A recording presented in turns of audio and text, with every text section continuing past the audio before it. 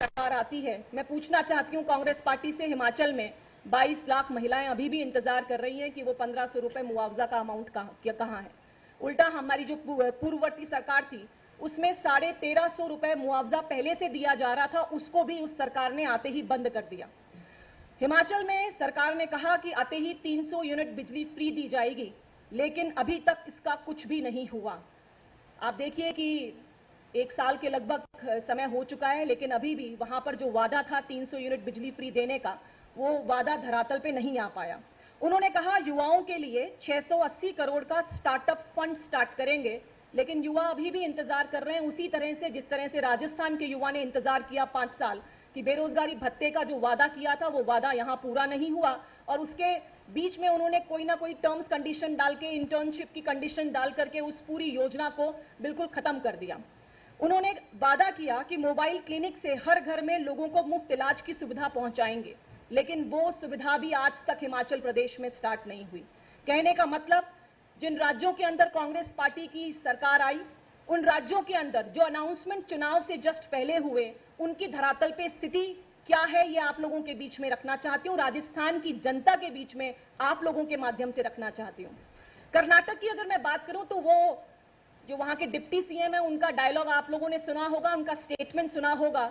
जब सरकार आते ही उन्होंने कहा कि विधायकों को कहा कि हमारे पास विकास का पैसा नहीं है। हमारी सरकार जैसे ही आई, उन्होंने बहुत सारी योजनाएं, बहुत सारी गारंटीज अनाउंस की कर्नाटक के अंदर कांग्रेस पार्टी ने, लेकिन आते ही ये कहा कि कांग्रेस पार्टी की सरकार में विकास का पैसा नहीं है। इसका मतलब आते ही जो रोड, लाइट, सड़क, जो भी विकास चाहिए वहां पर, उस विकास से कर्नाटक जैसा एक स्टेट जो है वो महरूम रहेगा। वहां के विधायकों को कहा है कि आप अनुदान राशि हमसे नहीं मांगिएगा।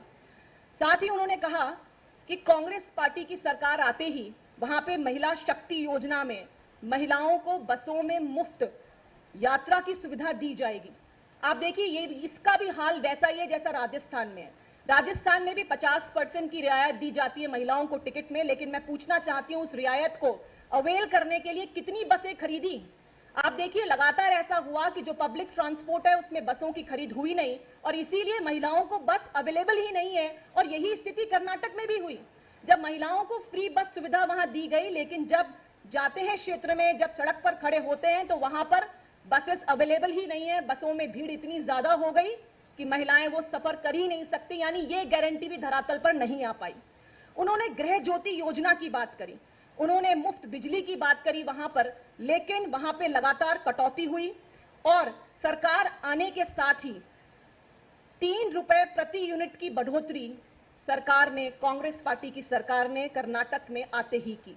यह है गारंटी की धरातल पर स्थिति कि कैसे हिमाचल के अंदर तो बिजली में वैट बढ़ाया गया और उतना ही अमाउंट कर्नाटक के अंदर बिजली की दरों में 3 रुपए के लगभग बढ़ाया गया। तो जिस तरह से ये गारंटीज देते हैं, उनकी धरातल की स्थिति मैं आपको बताना चाहती हूं।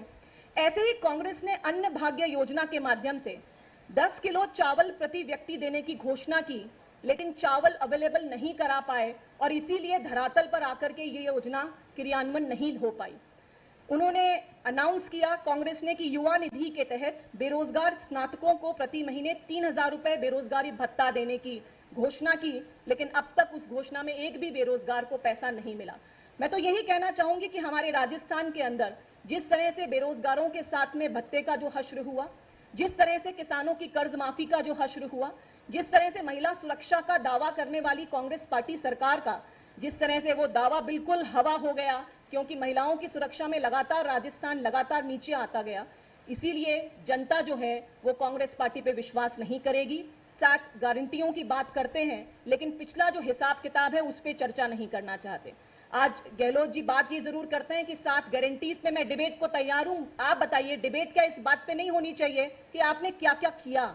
अब वो समय है कि रिपोर्ट कार्ड पेश की जाए कि आप लोगों ने क्या क्या किया, क्या करोगे जिसका कोई रोड मैप ही नहीं है, क्या करेंगे जिसकी कोई प्लानिंग ही नहीं दी। हमने पहले भी चर्चा की कि हमारे राजस्थान की जो वित्तीय स्थिति है वो बहुत नीचे आ चुकी है। आप लोग भी बहुत सारे सरकारी अधिकारियों से बातचीत जब करते होंगे तो वो हमेशा इस बात की चिंता करते हैं कि अगले महीने सैलरी कहां से आएगी, रोडवेज कर्मचारी हो, दवाओं के पैसे हो, पेंशन के पैसे हो, कहां से आएंगे राजस्थान के अंदर, इसका रोड मैप कहीं पर भी नहीं है। इसीलिए मैं पूछना चाहती हूं कांग्रेस पार्टी से कि जो योजनाएं आप देना चाहते हो, जो रोड मैप आप लाना चाहते हो, उसकी पूरी प्लानिंग जब तक जनता के बीच में नहीं होगी, जनता इस बात पे विश्वास नहीं करेगी। क्योंकि आप पे 2018 में विश्वास किया, आप पर हिमाचल में विश्वास किया, आपको कर्नाटक में विश्वास किया, लेकिन इन सभी राज्यों के अंदर जो स्थिति हुई उसको देखते हुए मुझे पूरा विश्वास है कि आगे आने वाले विधानसभा चुनाव में राजस्थान की जनता कांग्रेस पार्टी को उखाड़ फेंकेगी। और वैसे भी अशोक गहलोत जी की पॉलिसीज को जनता ने कभी एक्सेप्ट नहीं किया, क्योंकि 2003 और 13 के बाद, इनके कार्यकाल के बाद कांग्रेस पार्टी हमेशा 56 पे, एक बार 56 पे और एक बार 21 पर आकर सिमटी। यानी इनकी योजनाएं, जो हो सकता है घोषणाएं बहुत अच्छी हो, लेकिन धरातल पर उनकी इंप्लीमेंटेशन सही नहीं होती, और इसीलिए जनता इनको हमेशा नकारती है। इनको एज अ मुख्यमंत्री कभी जनता ने एक्सेप्ट नहीं किया। आपने देखा जब जब कांग्रेस पार्टी आई राज्य के अंदर, चुनाव जो है कांग्रेस पार्टी ने किसी और के नेतृत्व में लड़ा। यानी अशोक गहलोत जी की सरकार ने हमेशा झूठा वादा जनता से किया, और यही कारण है कि जनता हर बार इनके कार्यकाल के बाद में कांग्रेस पार्टी को नीचे लाती है, यहां तक कि 21, और ये लोग ही कहते हैं कि अब की बार 21 से भी कम सीटें जो हैं वो कांग्रेस पार्टी की सरकार में आएगी। आप सभी का बहुत बहुत धन्यवाद, और मैं अब निवेदन करूंगी गर्ग साहब से कि वो अपनी बात रखें। धन्यवाद आखी जी। मैं तो एक दो चीज़ें गहलोत जी की बताना चाहता हूं कि गहलोत जी किस तरह से झूठ का विज्ञापन देते। अभी कुछ दिनों पहले एक झूठ का विज्ञापन आया था, सभी समाचार पत्रों के अंदर आया था कि 1150 रुपए का सिलेंडर राज्य सरकार 500 रुपए में देना चाहिए। तो मैं गहलोत जी से पूछना चाहता हूं कि जब केंद्र सरकार 606 रुपए में सिलेंडर दे रही है, तो आपने किस वजह से आपने 1150 रुपए उस पर लिखे? जब केंद्र सरकार उज्ज्वला योजना के अंदर 606 रुपए में दे रही है, तो 500 रुपए का